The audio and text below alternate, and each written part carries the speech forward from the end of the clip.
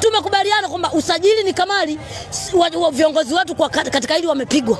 Kama kuna mtu alikula hela ya usajili, mama yangu vile arudishe, kwa sababu ametutoa akili sisi wana Simba. Lakini wakati anaingia mmemshangilia sana. Tunampa moyo kaka, nilichogundua ukimpa moyo Dumbia unakufa. Unakufa, mpe moyo wako Dumbia ufe.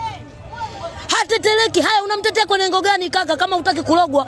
Haya, Dumbia wewe unamtetea kivipi? Hebu niambie, hata kama ni wewe ndugu yangu. Haya, Dumbia unamtetea kwa lengo gani? Eti.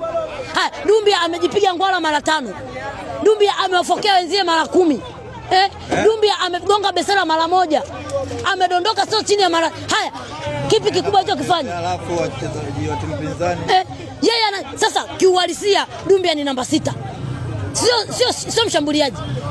Acheze namba 6 au namba 4. Tunavyocheza vyote sisi tunacheza pungufu, na hili lazima tuliweke sawa. Kwenye swala la ushambuliaji huyu Dumbia watu msimseme mnamtoa mchezoni. Haya, Dumbia yuko kwenye mchezo gani baba? Yaani Dumbia anacheza nini? Unamtoa mchezoni mtu ambaye hayuko kwenye mchezo. Wewe mchezo gani unazungumzia? Kwa sababu kocha anazidi kumtumia. Nisikilize. Hana namna sasa.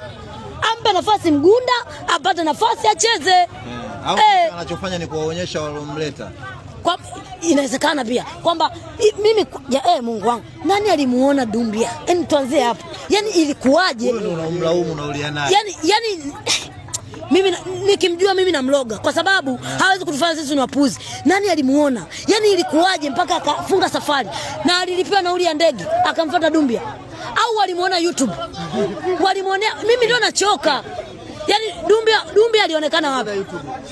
Wapi?